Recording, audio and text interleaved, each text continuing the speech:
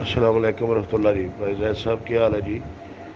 मालिक करीम नबी पाक का सदका तोड़े ते करम फरमाए, हजूर दी आमद का सदका, हजूर दी रहमत का सदका, अल्लाह पाक तोड़े ते मिला दे पा का सदका करम फरमाए। तुसी बड़ा ही लोगों के वास्ते करदे हो पे बड़ा ही बेहतरीन, जितना तुसी कर सकते हो उस मुहब्बत नाल तुसी सब लोगों वास्ते आसानी कर रहे हो।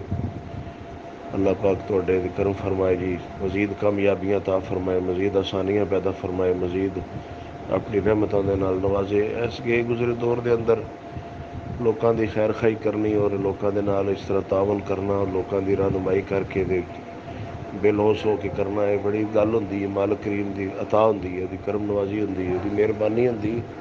वो अगर ना बड़ा ही मुश्किल ने हालात, बड़ा ही क्या तो रिजाल है। नबी पाक ने फरमाया कि आखिर ज़माने दो ही बंदे बड़े मुश्किल, एक तो काबिल एतमाद बंदा नहीं लभन लगा, मुखलिस बंदा नहीं लभन लगा।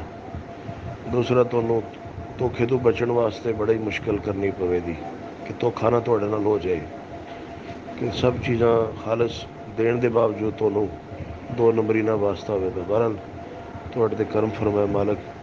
असं तो सुबह शाम जनाब याद करने तुहानू। मैं तुहाडे वाला TMR बनाया तो वही अज्जा ने सारिया चीज़ां, तो वो बड़ा बेहतरीन है माशा अल्लाह।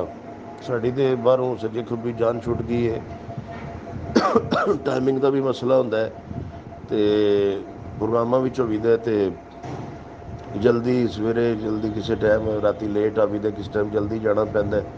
अजकल तो वैसे खिताबात का सिलसिला है, तो वो फिर अंदरों जनाब चीज़ां तैयार होंदी है, फटाफट बाल्टी चो कड्ढे तोलिया तो अगे सर छड़िया, तो बड़ा ही बेफिक्री हो जाती है।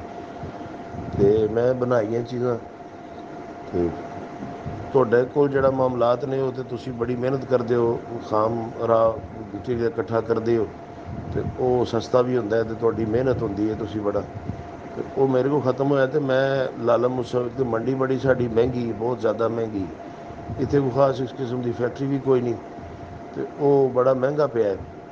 ਤਜਰਬਾ ਹੋਇਆ ਕਿ ਬੜਾ ਹੀ ਮਹਿੰਗਾ ਪਿਆ ਸਾਨੂੰ, ਲੇਕਿਨ ਉਸੇ ਹਿਸਾਬ ਦੇ ਨਾਲ ਹੀ ਬੱਕਰੀਆਂ ਨੇ ਫਿਰ ਖਾਧਾ, ਉਸੇ ਹਿਸਾਬ ਨਾਲ ਹੀ ਫਿਰ ਉਹ ਬੱਕਰੀਆਂ ਨੂੰ ਉਹ ਮਹਿਸੂਸ ਮਤਲਬ ਹੈ ਉਹਨਾਂ ਨੇ ਜ਼ਾਹਿਰ ਵੀ ਕੀਤਾ। ਅਤੇ ਛੱਲੀ ਮੈਂ ਬਤੌਰ ਖਾਸ ਇਸਤੇਮਾਲ ਕੀਤੀ ਹੈ, ਉਹ ਬਹੁਤ ਅੱਛਾ ਮਤਲਬ ਇੱਕ ਸਿਸਟਮ ਬਣਿਆ, ਬੜਾ ਬਿਹਤਰੀਨ ਬਣਿਆ।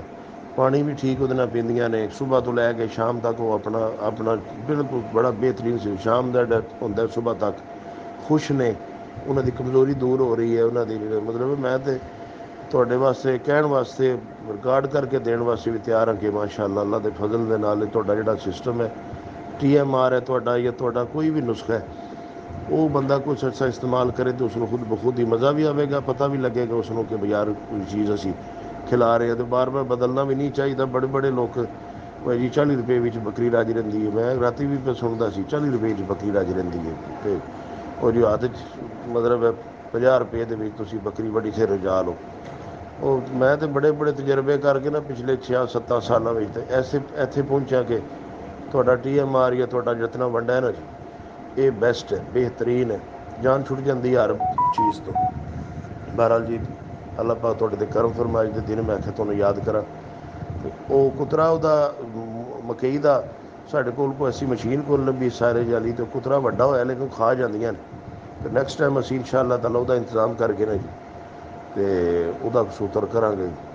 ਅਤੇ ਤੁਹਾਡੇ ਕੋਲ ਲੱਭ ਜਾਏ ਤਾਂ ਸਾਨੂੰ ਇਸ ਤੋਂ ਵਧੀਆ ਦੀ ਸ਼ਾਹੀ ਕੋਈ ਨਹੀਂ। ਅਤੇ ਜੇ ਨਾ ਤੁਹਾਡਾ ਅਜੇ ਫਿਲਹਾਲ ਤਿਆਰ ਹੋਵੇ, ਅਤੇ ਜੇ ਸਾਡਾ ਖਤਮ ਹੋਵੇ, ਤਾਂ ਮੈਂ ਕੋਸ਼ਿਸ਼ ਕਰਾਂਗਾ ਖਾਮ ਮਾਲ ਇਕੱਠਾ ਕਰਕੇ ਨਾ ਜੀ ਉਹਦਾ ਬਣਾਉਣ ਦੀ। ਅੱਲਾਹ ਕਰੀਮ ਤੁਹਾਡੇ 'ਤੇ ਕਰਮ ਫਰਮਾਏ, ਅਤੇ ਸਾਡੇ ਵਾਸਤੇ ਵੀ ਦੁਆ ਕਰੇ ਉਹ ਮਾਲਿਕ ਕਰੀਮ ਸਾਡੀਆਂ ਮੁਸ਼ਕਿਲਾਂ ਵੀ ਆਸਾਨ ਕਰੇ, ਅਤੇ ਆਪਣੇ महबूब ਦੀ ਗੁਲਾਮੀ ਅਤਾ ਫਰਮਾਏ।